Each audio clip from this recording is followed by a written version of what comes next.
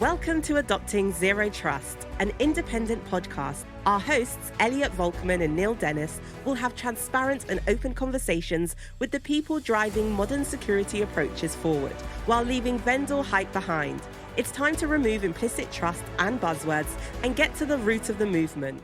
Hello, and welcome to Adopting Zero Trust live from RSA. We are going to be doing something a little bit more unique this time because we're in person at a conference. That said, we have been fortunate enough to be connected up with Laceworks, field CISO, Mr. Tim Chase over here. I'm also going to be borrowing Matt Hillary, who's the CISO over at Drata, to fill in for Mr. Neil Dennis. That said, today we're going to be talking about something that is on everyone's mind. There is the very ever-changing landscape of new regulations that's coming, new bills that are in the works, and of course, how it's going to impact businesses of all sorts of different sizes. Fortunately, with two leaders in cybersecurity who know how to navigate these different situations, and that's where the story picks up. So before we kick into it, Tim, I would just love a little bit of background on yourself. Obviously, you're a field CISO for a known, equipped organization, but maybe you can get a little bit of background on yourself, how you stepped into those shoes. Yeah, absolutely. So I appreciate that. So I've been in the security field probably about 20 years now. I started out in the application security space back when application security wasn't cool. You were still doing a lot of static scanning. Eventually, we started going to the cloud. So I added cloud to that and started doing cloud security. And then I became a CISO. So I wanted to lead a security program using what I've learned on the AppSec and the CloudSec space. Yeah. So I did that 2 times. And then I said, I'm going to step away because I thought about being in sales because I do talking security. Yeah. But I decided on the middle ground. So I'm a field CISO. Right. So I still get to talk to a lot of security leaders, but I also get to do a lot of just talking about security in general.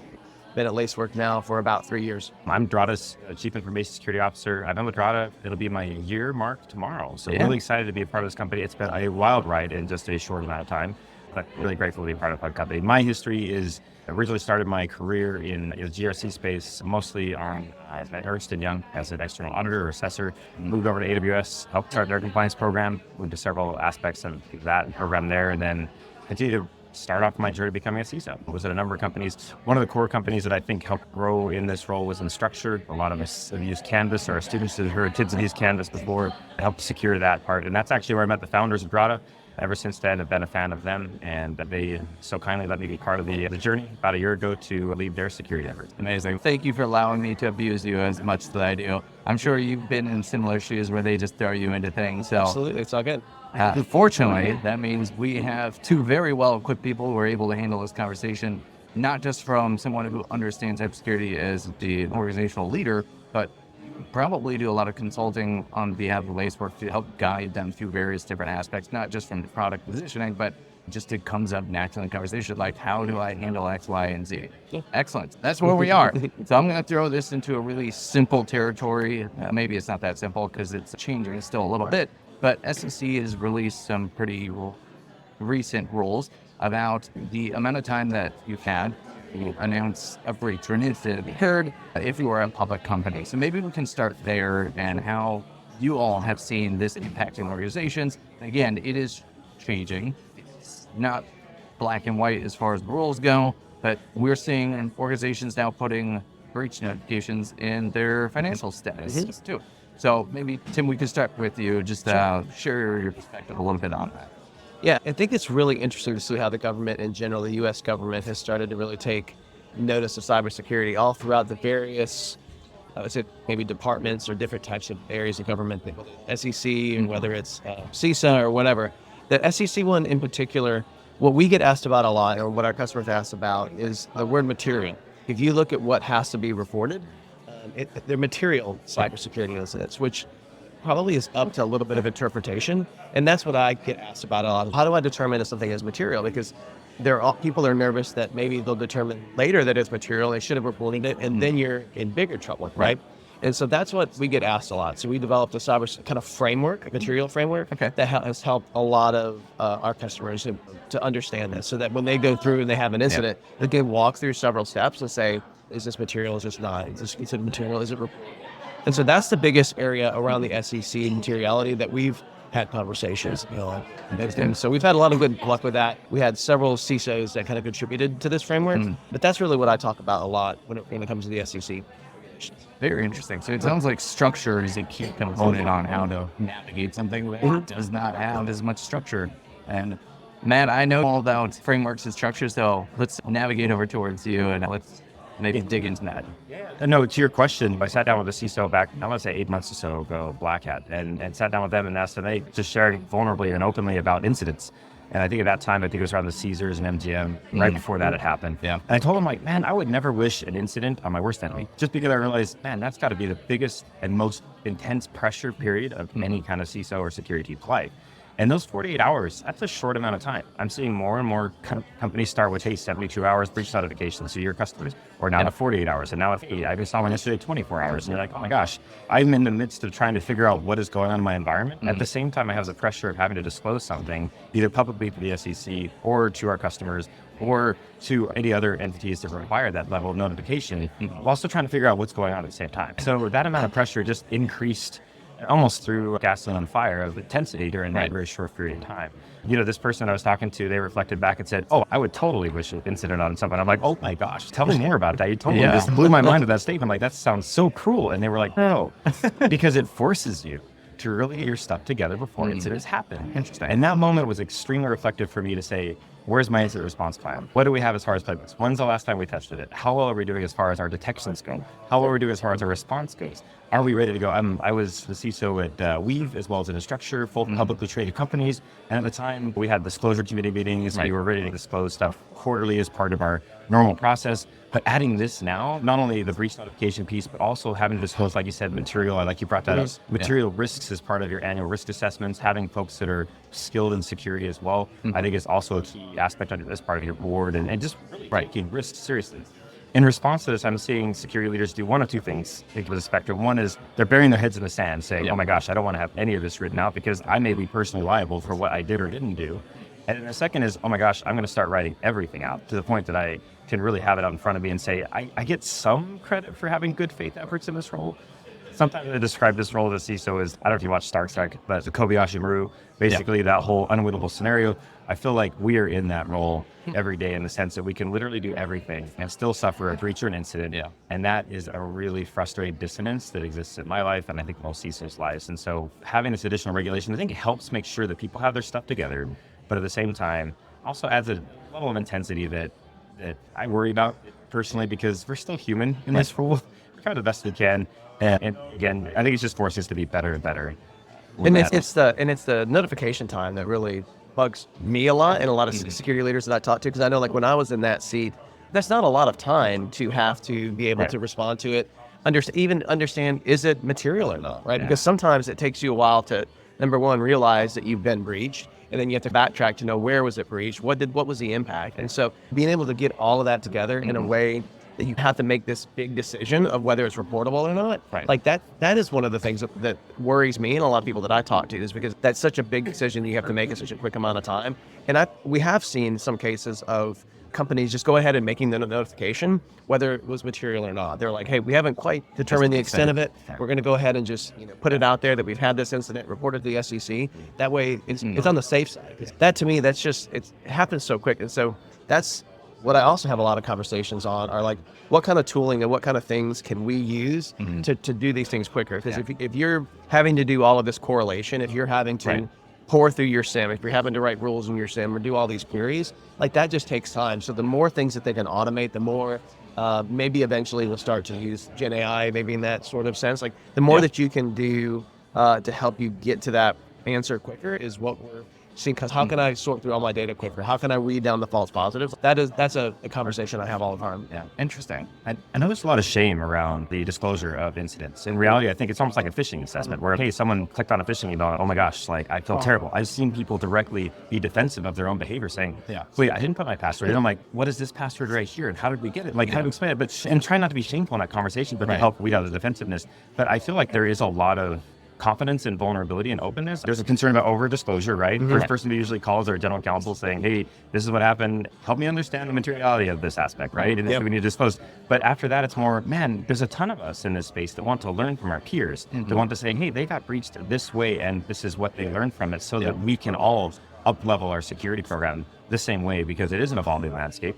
And it's great to be able to learn from each other. So I see some benefit in not shaming, but also learning from, and also helping people feel comfortable and saying, companies are victims in this case too. And we're learning as companies, we want to be better. And at the same time, can we be a little more open in some cases without that retaliation, that retaliation towards the company? I know it's a little bit tough, but yeah. It feels like we're trending that way, right? Like when I look at it, like at least me personally, maybe it's because I'm in the industry, but I don't look at a company that's been breached and be like, dude, like that sucks. Like I can't believe you did that. Yeah. It's more, oh man, let me just read more about what happened so I can learn from it. Where you really get frustrated and where you do get angry is when they try and cover things. Like when a month later and you look back and, oh, that wasn't really what they said. Like that breach was a little bit broader in the type of data that they got. That's when you start to look at it and be like, oh man, how many emails or letters do you get in the mail these days? They're like, hey, by the way, your data was stolen and we're going to give you a year's worth of identity protection. Oh, man, okay.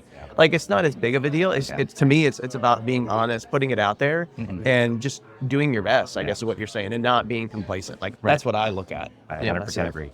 That absolutely makes sense. So maybe we can unpack this and get a little philosophical for a pretty binary question, which is in regulation, it's usually forwarded or pushed forward to the concept of a carrot and a stick. So in this situation, there is already fines involved if there's an instance hits you for this particular scope. But what are your thoughts on, is there value to find balance between the carrot and the stick, or should the Fed and regulating bodies focus more on encouraging, enticing organizations to be more secure, with the thousands of caveats that in the boardroom it's all in drama to push through?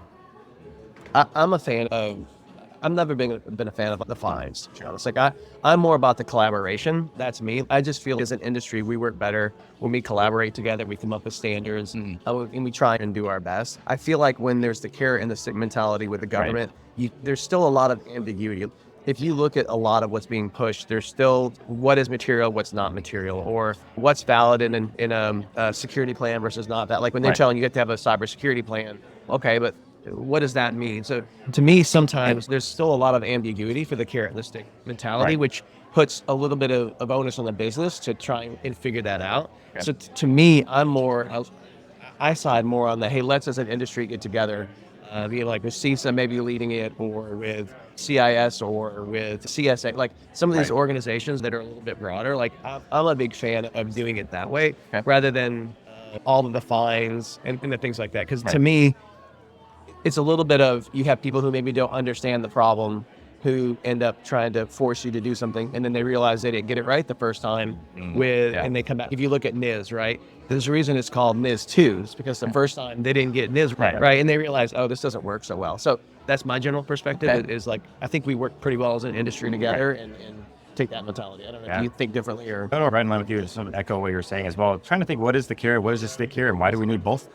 There's a lot of human behaviors associated with these, right? A lot of folks are worried. There's a lot of egos involved. There's a lot of company ego involved. There's a lot of trust involved. There's a lot of just, hey, we have a presence in this space and we want to maintain that level of trust. But realizing in this space, oh my gosh, like again, that unwinnable scenario, we need to recognize that isn't fake. So people do feel more, I guess, safe in saying, hey, look, like we are just as human as a company as we are a person. We are doing our very best. I do feel like, I don't know, taking part from that book, Work Rules, the Google book you talked about, people are inherently good, right? And so most of us want to go after the carrot. Now, there are a few of us that are like, oh my gosh, because of ego, because of personal reasons, because of whatever reason. A little more scared to follow what the regulations are hoping for, and really scared about really doing all the work necessary to be ready for when something like that were to happen. And you are right. Like in some cases, I think the most painful ones to watch are when someone discloses either publicly or like a hacker got, say on Twitter or X, we did this. And then the companies, we don't have any indication of this. And they're like, oh no, actually, here's some screen prints and here's some references. This is what we have. And they're like, oh, yeah, are you sure about that? You want to go back and think about what you actually wrote originally kind of thing? And then they're writing the narrative and you're like, oh, we need to have our narrative.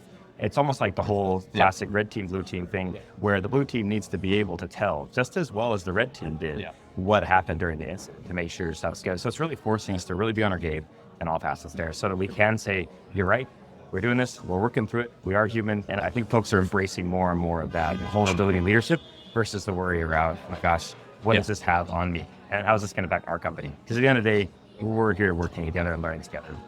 Yeah, I definitely appreciate that you all put that perspective out there, because I think the other one is I have a very jaded perspective on using like the stick approach, because large organizations can just be like, this is now just the cost of doing business. And they look at the fines as it's just something we'll plow through, we'll build into the budget, and just can't keep going. Obviously, there are large organizations that take privacy issues that way, which does not benefit anyone else. So I certainly can see value in more encouraging practices. Plus, insurance premiums go down if that's always a problematic situation. All that. Maybe we can pivot over to the fun, hot topic of everything that's RSA. It's not as crazy as I thought it was. Every booth, I swear, I thought was going to be AI. It's like 1 in 5. So it's not as bad. But there is, I think right now, at least just the EU AI Act, which is the biggest one that has broad, sweeping impact.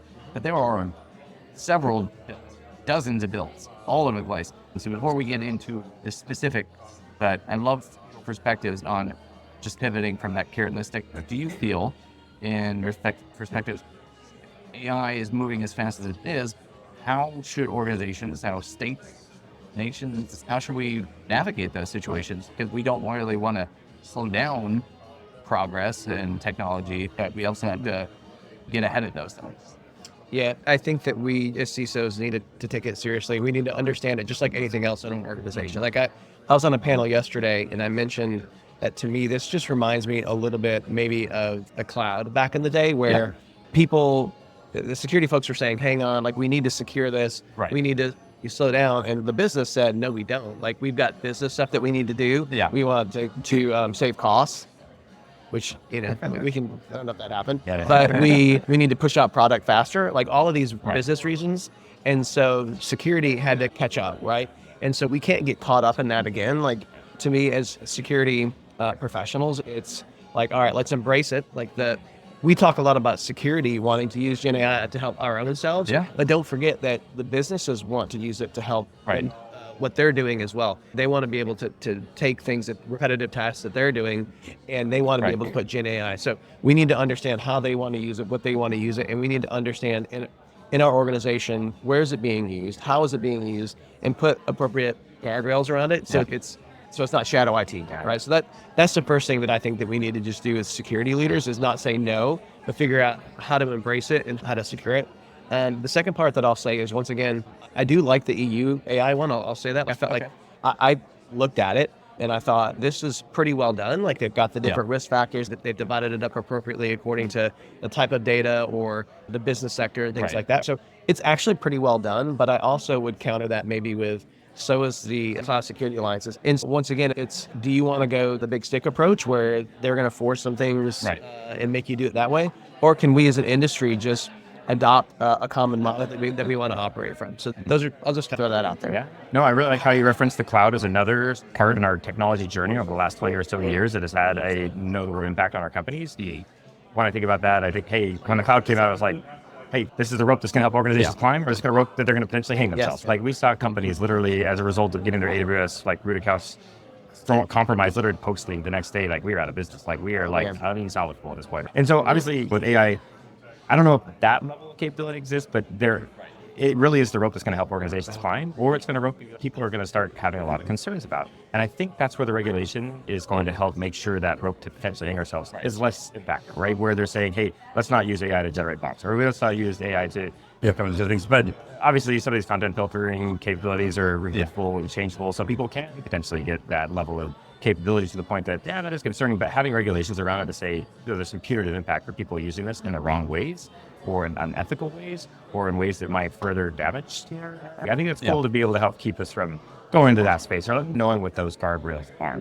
I'm right there with you on that, hey, let's use this to help our companies climb. Now, as far as the regulations go, same thing.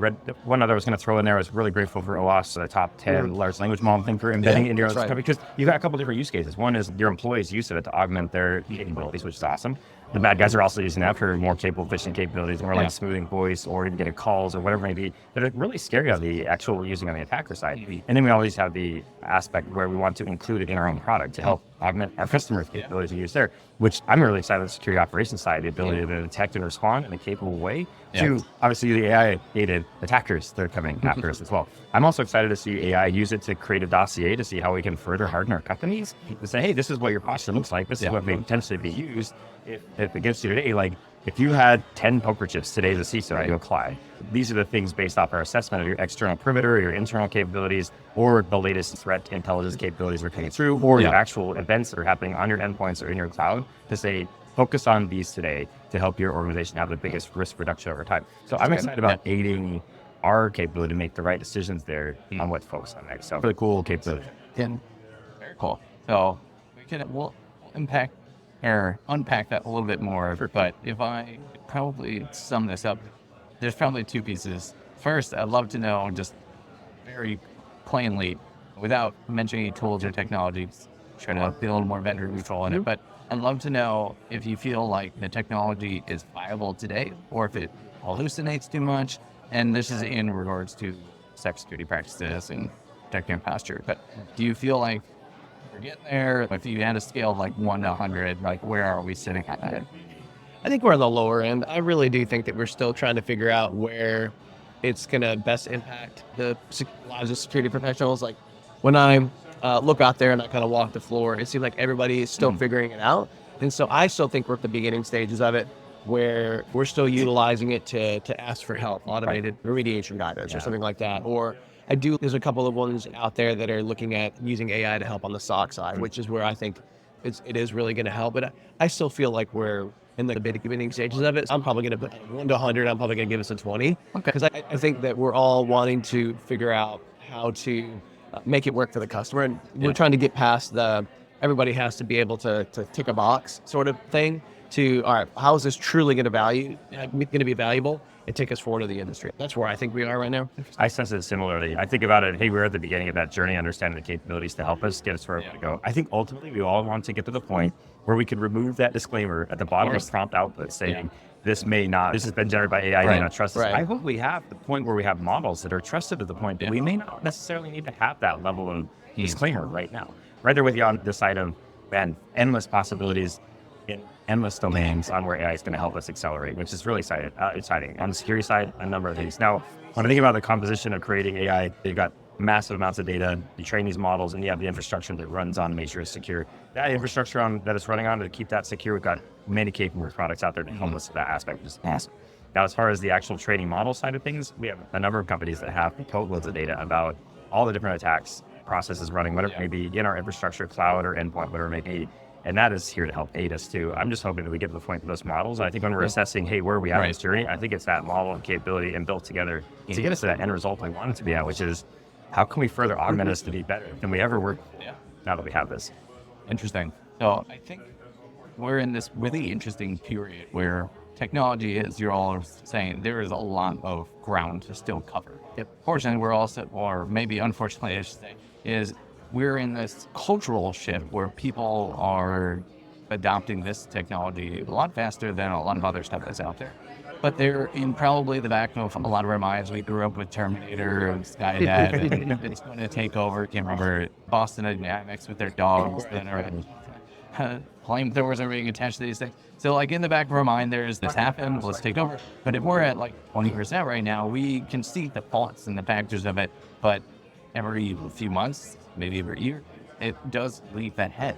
So I think that's one of the more unique places. But I'd love to know if you feel that organizations need to focus on that cultural shift and trying to help diffuse some of the alarms that might be like embedded in us, even if maybe, Skynet's not real. Yeah, no, I think that came up yesterday as well when I was talking with some folks. And I think that it is a cultural thing we need to get past, both on how to use it, what it's about. And I go back to the DevOps mindset. Like that's a cultural thing that we had to get through our organizations. And I think this is the same way too. We need to be like, you're not going to have a robot coming in here the next day, taking over your job or something like that. And not only the cultural aspect, but telling them what it is and what it isn't. Not that maybe it's going to come in and replace 100 jobs, but it's going to be able to take what you're doing, the stuff that you find boring, and that's going to automate that and allow you to actually build or do and something to help you in your job. So I do think there's a big cultural part that we need to educate, both maybe from a security perspective, but also maybe just from a general technology perspective. Interesting. I will say, while I was getting to my hotel room last night, there was a robot that was waiting to get into the elevator and had drinks on it. So someone's job might be taking that. I don't know if taking drinks up to people at 1 a.m. is. Maybe if you want to expand upon that. Hopefully it was good drinks, mezcal or something along those sides. We're not going to talk about what I feed you behind the scenes. That's awesome. You're right. There is a black mirror associated with the use of this technology. And it's fascinating, even seeing some of the episodes in Black Mirror series. We're like, oh my gosh, like what could this technology do? That side of things to really open our eyes.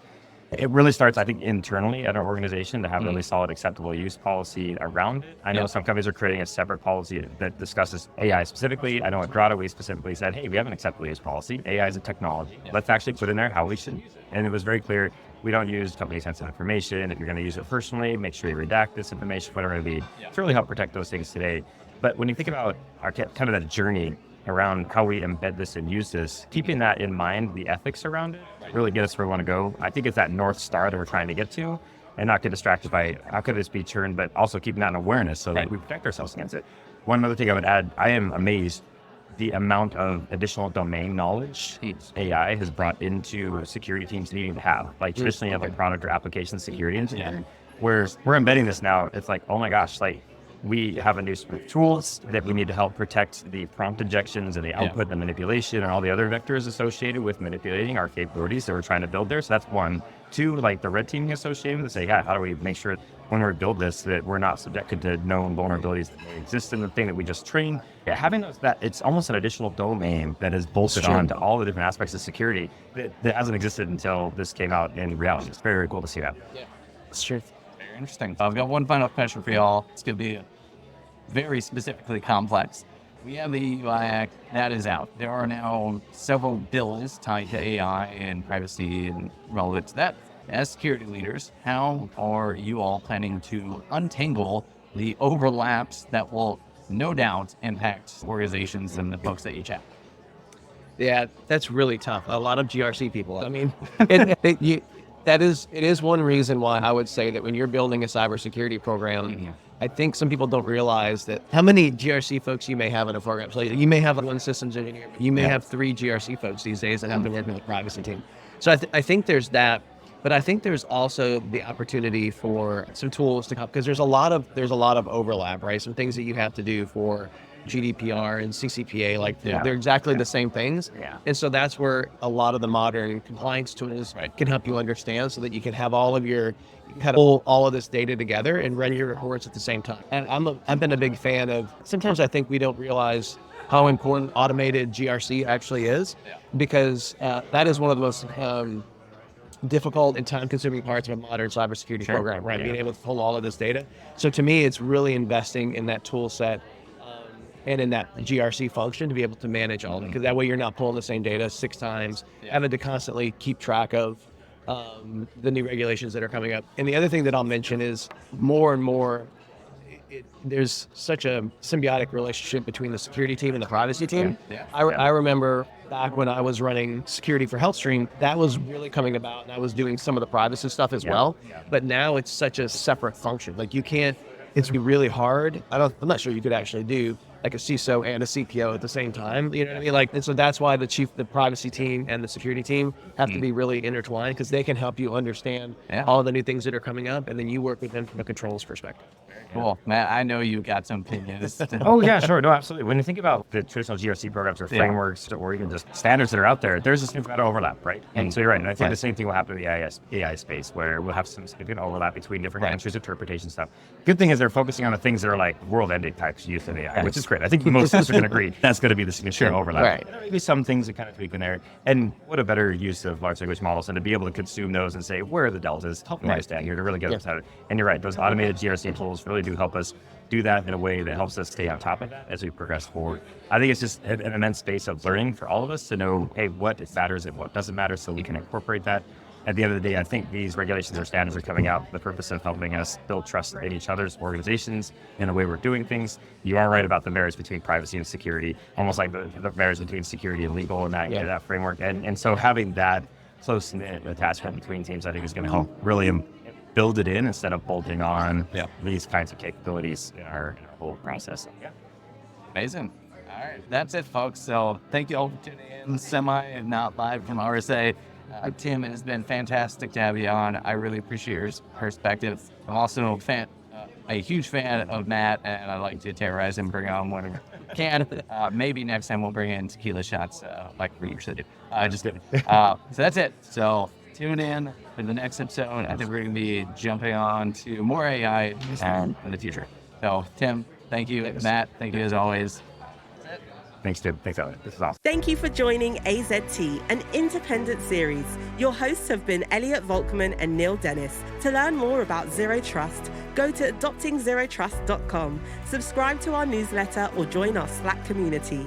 Viewpoints expressed during the show do not reflect the brands, employers, or companies of our hosts, guests, or potential sponsors.